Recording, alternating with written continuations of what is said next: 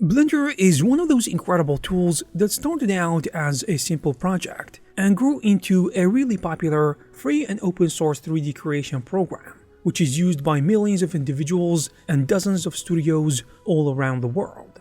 Yet, despite its popularity and capabilities, Blender still struggles to gain the funding it needs to make more progress. Before we continue, let me quickly introduce an asset manager that works on any platform. Have you ever wasted hours searching for an asset that you know exists but you can't just find? Maybe you don't remember the file name, or worse, you are stuck opening dozens of files hoping to stumble upon the right one. Managing a growing asset library can quickly spiral out of control. Files scattered across folders, cryptic naming conventions, and the constant frustration of switching between software just to preview a single file. It is exhausting, time-consuming, and downright inefficient. Blueberry is an AI-driven asset management tool that makes managing your assets quick and easy. With the built-in 3D preview engine, you can manage 3D assets directly in the browser, so no need to launch separate software, and it supports over 100 3D file formats like Max, Maya, Blender, and much more. Also, there is a multi-modal AI search, which lets you find assets not just through text, but also using images or a vague description, such as rusted texture or low-poly house. On top of that, you may also appreciate features like automated tagging, version control, and large file transfer, as well as seamless integration with all major 3D software. So click the link in the description and check out Blueberry AI right now. Way back in the 90s, the Blender creator Todd Rosendale sold stake in the business to finance its early growth. Then in 2002, things took a dramatic turn as Blender became open source. And in order to make it happen, Rosendale founded the Blender Foundation and raised a tiny sum to buy back its rights from the investors. And that was the turning point where Blender grew to become the collaborative project that we know today. That initial choice not only helped save Blender's artistic side, but also created a culture of open source users where money was never truly on the table. While this heritage is great for innovation and collaboration, it has also set the stage for the funding problem that we have today. The survival of the software was the priority at the time, not the establishment of a reliable revenue stream. And now that Blender is starting to compete with other commercial heavyweights like Maya, Max, Houdini, Cinema 4D, and so on, which are backed by huge companies, it goes without saying that Blender's modest funding is struggling to keep up.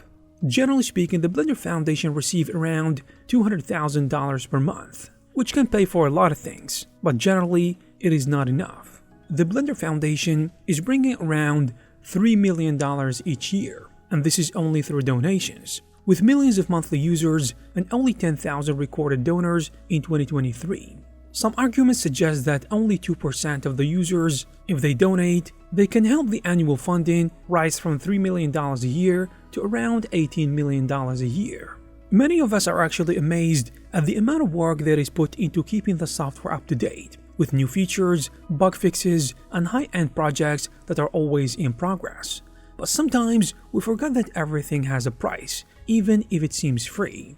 Most users treat Blender as a free and an unlimited source, which it is by the way, but also because its requests for donation are so unobtrusive. The Foundation actually does not want to burden the creators because the goal was to be free, but perhaps this is also the reason why so many simply don't give that much attention to the possibility of contributing to it financially. There are actually some reasons why there may not as many people donating as possible among Blender users.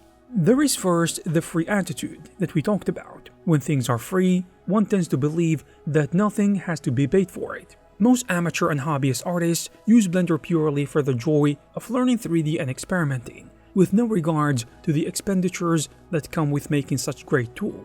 However, some small companies, studios, and lots of artists donate to Blender Foundation using a donation system or chart which divides donors in different levels, according to their contribution.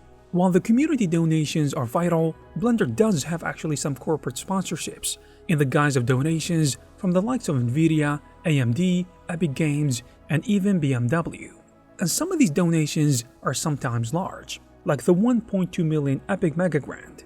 But here's the catch. Such sponsorships are usually a one-time payment and come with some strings attached, but personally, I don't think these conditions or the strings that come attached will affect Blender itself or the community, so it is basically a win-win situation. However, relying on corporate sponsorships is risky, since those funds are inherently unpredictable, because they are subject to the whims of the market and the shifting company priorities. In contrast, a steady stream of small donations from users would be a much more predictable source of revenue, and it is more stable. Even if a fraction of Blender's tens of millions of users commit themselves to regular donations, the collective effect of millions of people donating will have a lasting and continuous impact that is gonna give the Blender Foundation a strong and a reliable source of revenue. And these donations are incredibly important because Blender is forging ahead with some truly promising projects that have the potential to redefine its future. One such ambitious project is the move to the Vulkan API. This update isn't merely about optimizing Blender, to run faster. It is about future-proofing, which makes it run on the most cutting-edge hardware to stay competitive and to make the software more resilient and future-proof. Another significant undertaking is the creation of Grease Pencil 3. This feature is actually already making waves in the animation industry due to its increased procedural tools and tighter integration with geometry nodes. With more refinement, Grease Pencil 3 can transform Blender into a leading option for 2D animation and can make it a true rival for commercial 2D animation software. But there is more. Blender is actually exploring cutting-edge model systems like NURBS, introducing AI tools to streamline the workflow, and developing collaborative project features that would allow several artists to work on the same project simultaneously. These moves have been long debated in numerous Blender forums, which can point to Blender's ambitions to not only match, but perhaps surpass the capabilities of other 3D software. Of course, all of this will be made possible with a more robust funding model. Maybe, and I say maybe, it is time to slightly add more reminders about the importance of donating. I think a more straightforward and honest fundraising strategy can help Blender. One easy idea is to make donation reminders more prominent. Rather than a subtle link, which is usually tucked away, Blender can welcome users with a warm reminder on a splash screen whenever you open up the software. Such a push wouldn't derail your work. It will just be a gentle reminder that any bit, no matter how small, makes a difference. Another area with potential is to highlight the voices of professionals who use Blender. When renowned artists and developers recount their personal anecdotes for how donating has benefited their work, it can produce a ripple effect. And threads on forums have brought forward some interesting suggestions. Anything from levying a nominal fee for downloads to creating YouTube channels where individuals post work done using Blender. Though some might call such suggestions naive, they open up very important discussions on how sustainable funding and even small measures can have a major impact. Considering alternative revenue streams might also be useful, though Blender should never be anything than free. But premium support or premium tutorials on a voluntary basis may generate more income without compelling people to pay for the core software. This would be in harmony with the open source nature of Blender, while enabling other means of financing. And don't forget that assisting Blender isn't necessarily about sending money. Contributing with your time, reporting bugs, authoring how-to pages, or just discussing it on social media can be equally valuable. There is no doubt that Blender's potential is enormous, but reaching that potential depends on overcoming its funding challenges. The high-end projects on the horizon, like we said before, such as Vulkan API integration, next-generation modeling systems, and even a more robust Grease Pencil 3, promise a great future for Blender, where it could rival commercial software in professional production environments. And with the increase in funding, Blender can accelerate its revolution, making it even more appealing to both indie creators and large studios. As more professionals begin to rely on Blender, attitudes towards financial support are likely to shift. So when a tool becomes central to your work, I think investing in its future feels like a natural choice.